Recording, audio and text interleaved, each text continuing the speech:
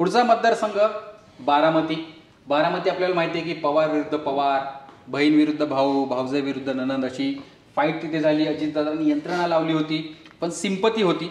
मी आधी मतं कोणाला किती पडली ते सांगतो. बारामतीत सुप्रिया सुळेंना मतं मिळाली 7,32,000, तर सुनेत्रा पवार यांना मतं मिळाली 5,73,000.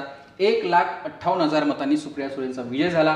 मागच्या वेळेस कांचन कुल रिंगणात होत्या तेव्हा देखील एवढाच फरक होता, म्हणजे 1,55 होता. सुनेत्रा पवार यांची मतं गेल्या तुलनेत काही वाढलेली नाहीत, म्हणजे सुप्रिया सुळेंविरोधात तेवढीच मतं पडतात असं गणित आहे. अजितदादांना यश नाही आलं अधिकची मतं मिळवण्यात. काय वाटतं? मला असं वाटतं की बारामतीमध्ये सुप्रिया सुळे यांच्याविषयीचा जो सिंपती वोट आहे, शरद पवार, सुप्रिया सुळे आणि अजित पवारांच्या विरोधातला ही वोट हा सुप्रिया सुळेंकडे जाणे किंवा सुप्रिया सुळेंचा जो इंटॅक्ट राहणे, म्हणजे मागच्या वेळेस कांचन कुल ह्या कमळ चिन्हावरती होत्या भाजपच्या उमेदवार, त्यांच्यात आणि सुप्रिया सुळे यांच्यामध्ये जो मताधिक्याचा फरक होता, विनिंग मार्जिनचा, तो होता 1,55,000 आणि आता तू सांगतोयस 1,58,000. यास सुप्रिया सुळेंनी खूप मेहनत घेतली आणि इथे शरद पवार आपल्या आयुष्यामध्ये बारामतीत त्यांनी 7 निवडणुका लोकसभेच्या टोटल 7 लढल्या, त्यातल्या 6 बारामतीमधनं खासदार म्हणून त्या लढल्या, खासदार झाले तिथे, आणि 7 ह्या विधानसभेच्या लढल्या. कधीही इतके फिरले नसतील तेवढं मुलीसाठी फिरले. म्हणजे वयाच्या 84व्या वर्षी शरद पवारांनी खूप मेहनत घेतली, पण त्याही पलीकडं सुप्रिया सुळे, मला आठवतं आहे मी सुप्रिया सुळेंची मुलाखत घ्यायला एका शनिवारी गेलो तेव्हा पुण्यातल्या खडकवासला मतदारसंघामध्ये त्या होत्या आणि सकाळी तिथे 10 वाजता मला यायला सांगितलं. मला असं कळलं की त्या तिथे 8 वाजताच आलेल्या आहेत. तर मी 9:45च्या सुमारास तिकडे पोहोचलो. आमची मुलाखत मग त्यांच्या गाडीतच झाली, ती आहे आमच्या टाईमलाईनला. आणि मग दुपारी मी सुनेत्रा वहिनींचा पहिला इंटरव्ह्यू केला या निवडणुकीतला. त्याआधी त्यांनी राजकारणावरती असा कोणता इंटरव्ह्यू दिला नव्हता. सांगायचं तात्पर्य असं आहे की सीझन पॉलिटिशियन आहेत, 8 वेळेच्या संसद रत्न आहेत आणि महाराष्ट्रातले महिलांचे असतील, महाराष्ट्राचे प्रश्न म्हणून असतील, त्यांनी ते लोकसभेत मांडलेले, राज्यसभेत मांडलेले आपण बघितलेले आहेत. ती त्यांची जमेची बाजू आहे, apart from daughter of Sharad Pawar.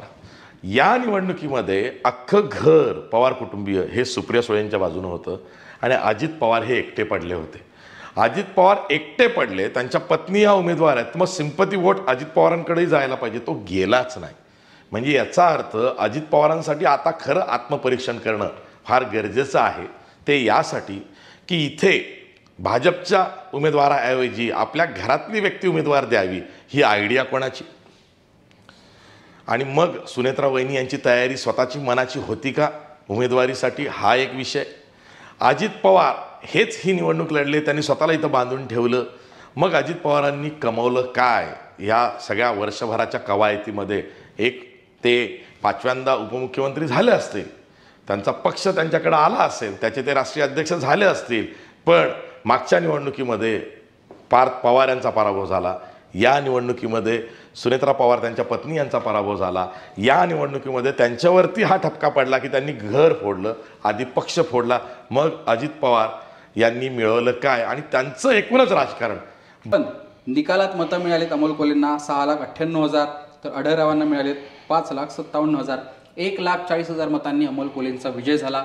Sir, शिरूरकडे कसं बघता? पुन्हा राष्ट्रवादी विरुद्ध राष्ट्रवादी फाईट होती.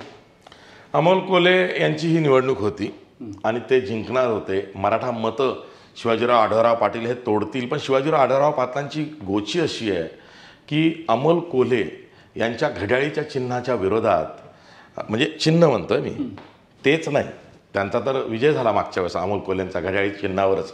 यावेळेस ते चिन्ह घड्याळ हे शिवाजीराव आढळराव पाटलांना गेलं, जे धनुष्यबाणावरती निवडून आलेले होते आजवर. आता त्यांना ते चिन्ह रुचलं नाही, राष्ट्रवादीचं केडर त्यांच्यासाठी राबलं नाही, किंवा त्यांची जी शिवसेने जय असतील ते त्यांच्यासोबत किती आले, ते किती राबले, किंवा त्यांना शिवसैनिकांचा रोष सोसावा लागला का, कोणीच काही काम केलं नाही. या उलट अमोल कोल्हे छत्रपती शिवाजी महाराज, छत्रपती संभाजीराजे यांच्या भूमिका केल्यामुळं मराठा समाजातही ते घुसले, त्यांचा जो माळी समाज आहे त्याच्यातही ते आहेत आणि त्याचा एक दुहेरी फायदा त्यांना झाला. आणि प्लस भूमिकेत कुठेही तडजोड नाही, स्पष्ट वक्तेपणा हा त्यांचा गुण खरंच वाखणण्यासारखा आहे.